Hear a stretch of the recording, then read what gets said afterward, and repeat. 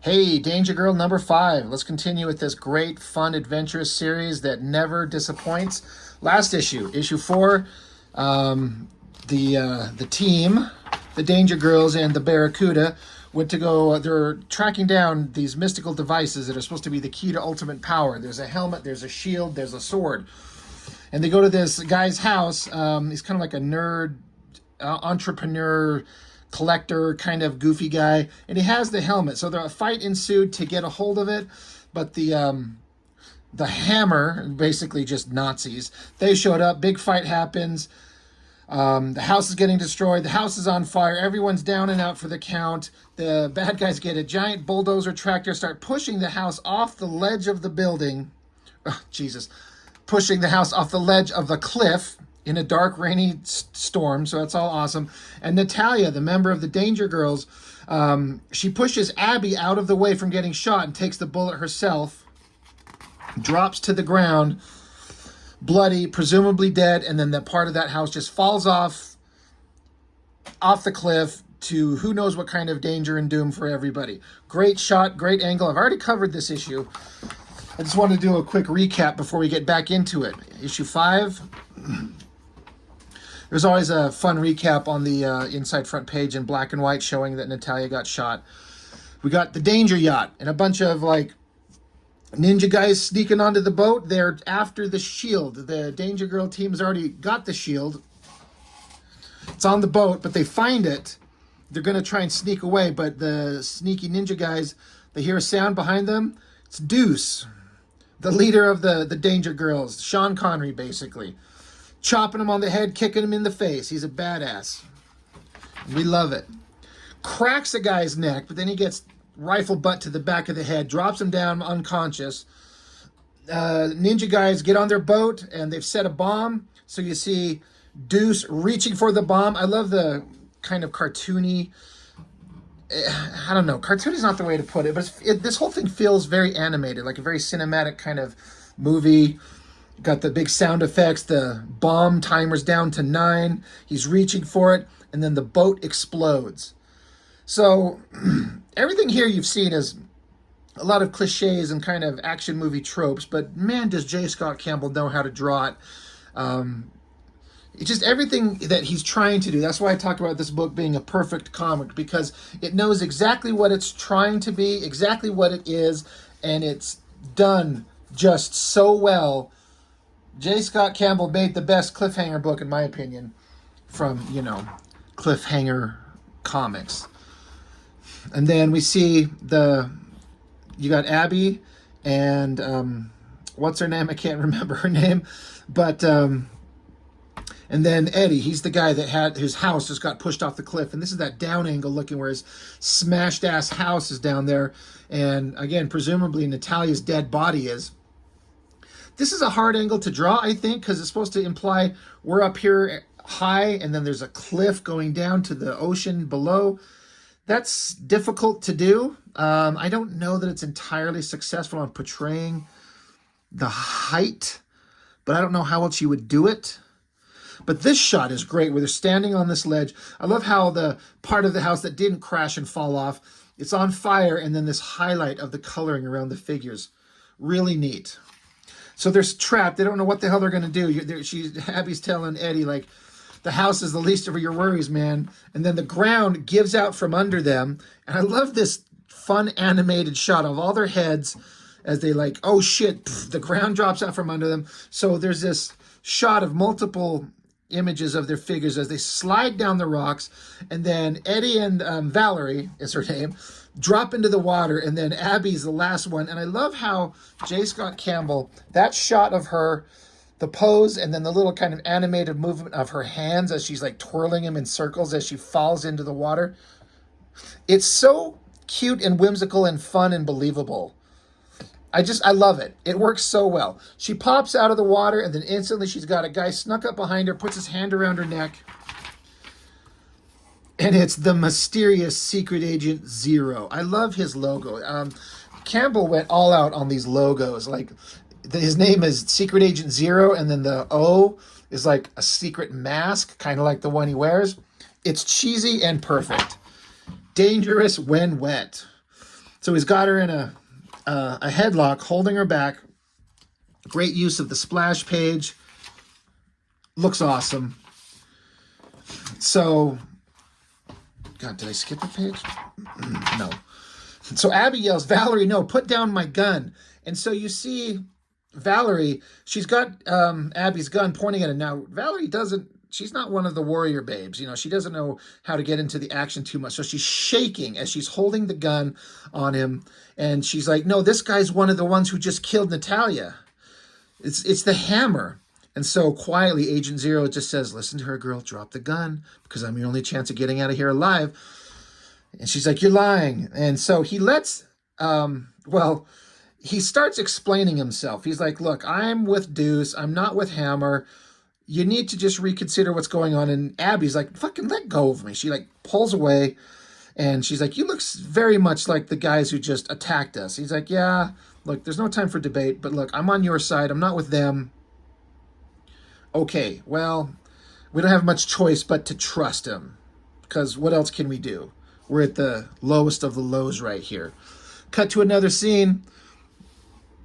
You got Johnny Barracuda waking up, and Sydney is with him. They got kidnapped together. They've got like a love-hate relationship going on between them. So they're trapped, tied up somewhere. There's some other secret agent called the Falcon, and Barracuda knows who he is. He's like, holy shit, what are you doing here? Power off. Whoop. There went my speaker turning off. And so they're like, we're trapped. We're stuck here with this creepy doctor here.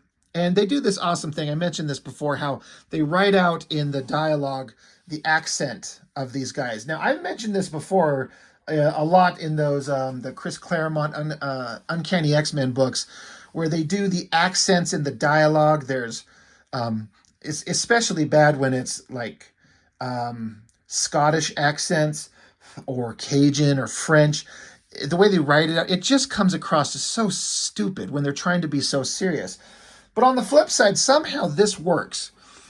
They're all, again, this is all basically Nazis. So they speak in German. So they have the dialogue. I'm going to bring it up close so you can see. He says, the question is not how you got here, but where you are going. So I think it's funny the way that it's written out. It kind of works. He's like, we'll start with a routine examination, Agent Barracuda, if you would be so kind as to awaken your well-rounded friend.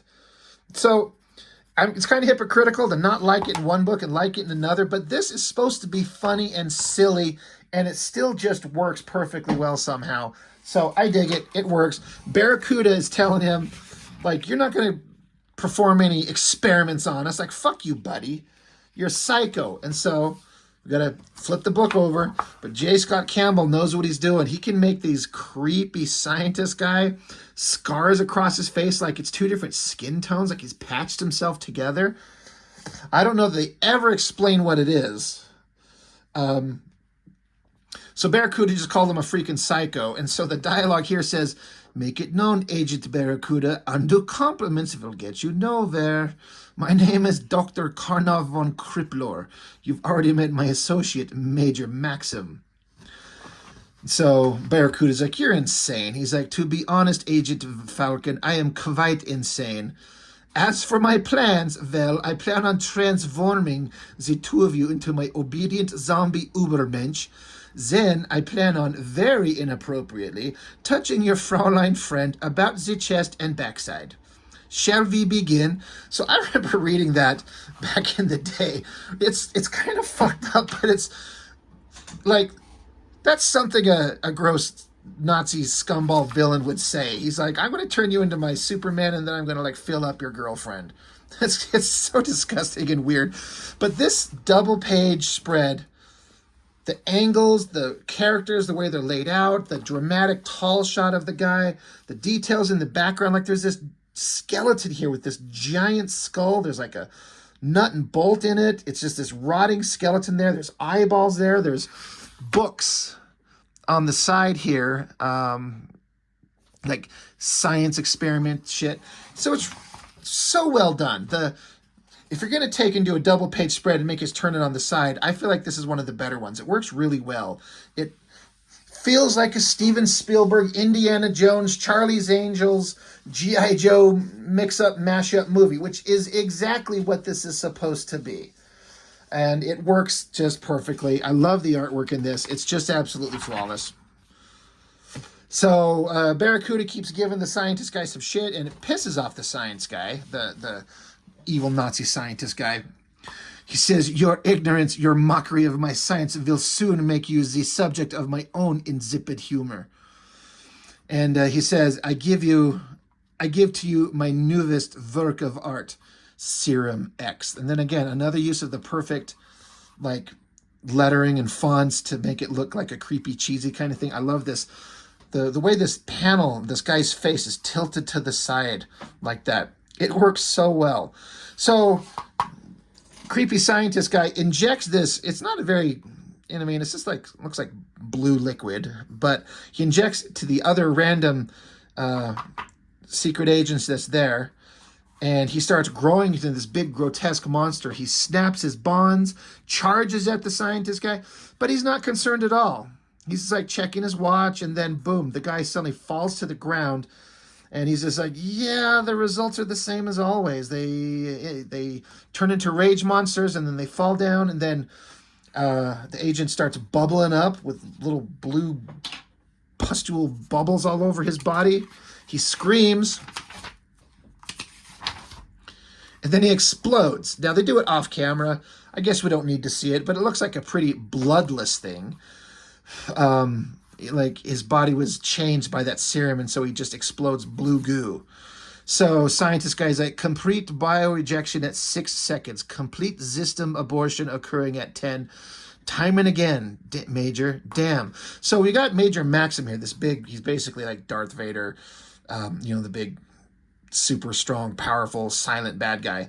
But the scientist guy is saying, what is it, my dear Major, that allows my glorious serum to work on you and you alone? Soon I will unlock its secrets. Until then, you will remain its sole conveyor.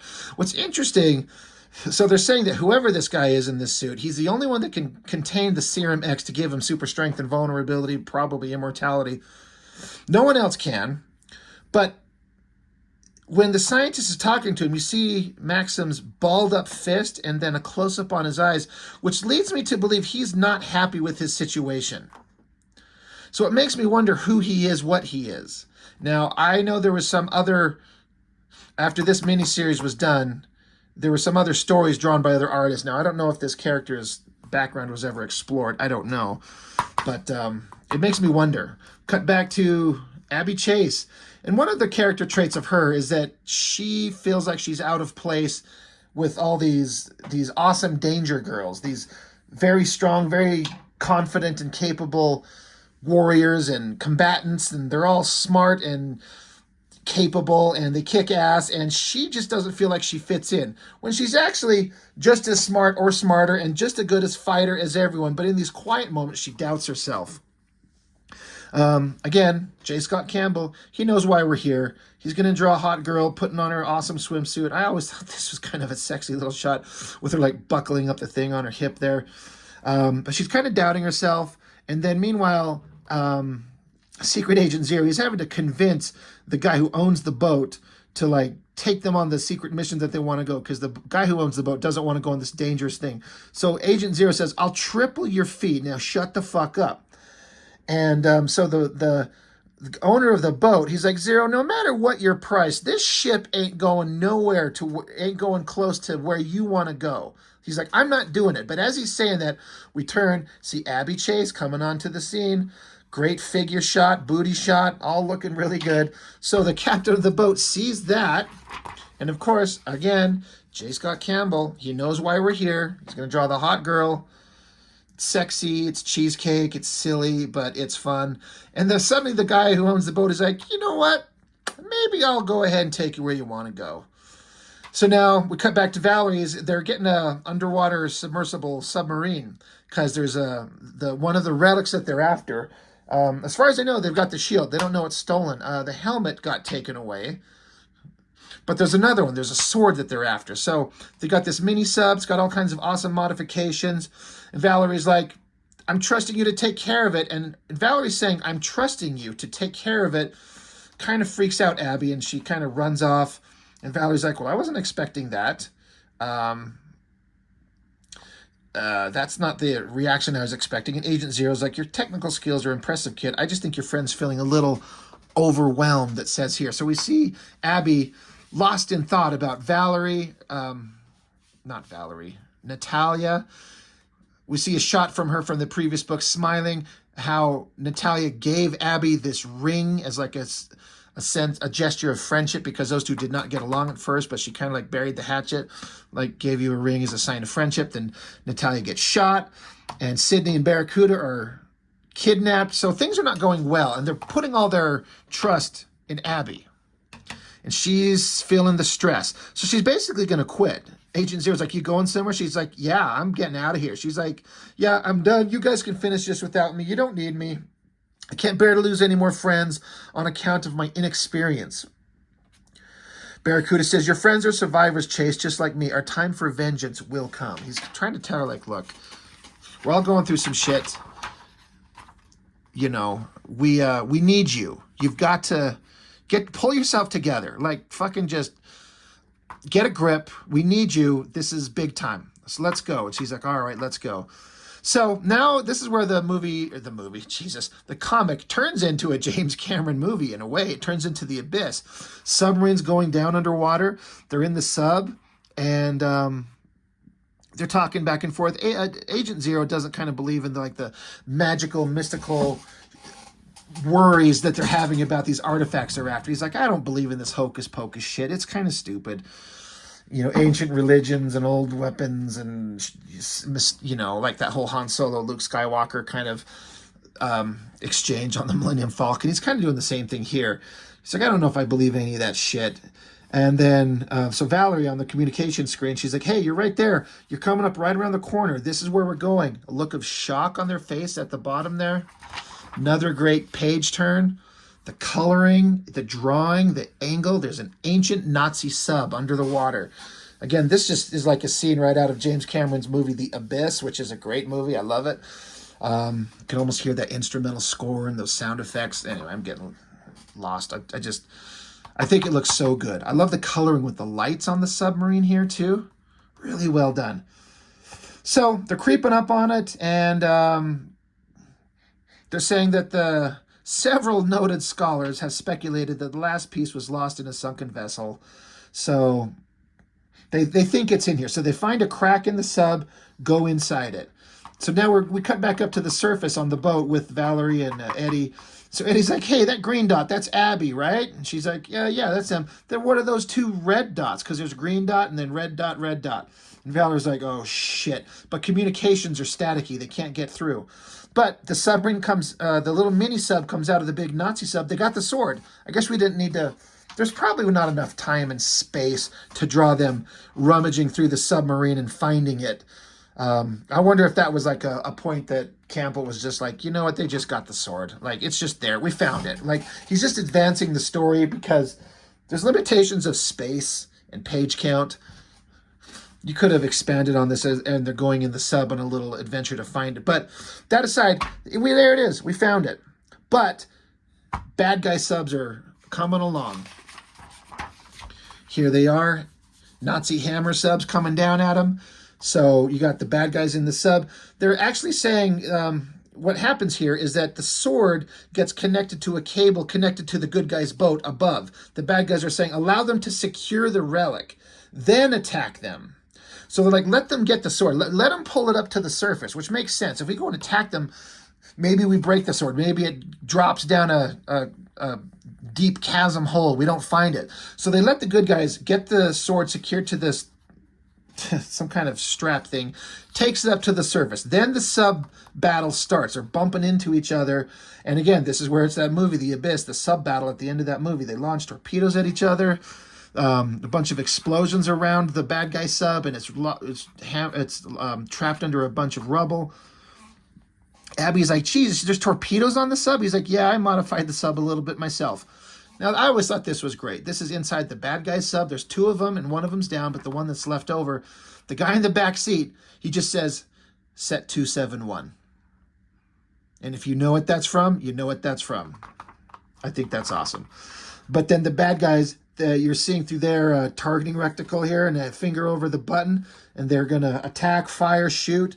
Abby's like, get us out of here. And Agent Zero's like, we're stuck in the wreckage. We can't move. We're trapped. So what the hell do we do? They're freaking out, panicking. What's going to save them? If you kind of were paying attention to this ominous shadow in the background,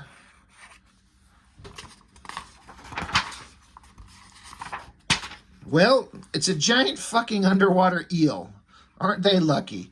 It grabs onto them, wraps itself around the bad guy's sub. They're like, holy shit, it's a giant eel. Hurry, cut the lights. It should keep them from detecting us. And then the eel crushes the bad guy's sub. Poof.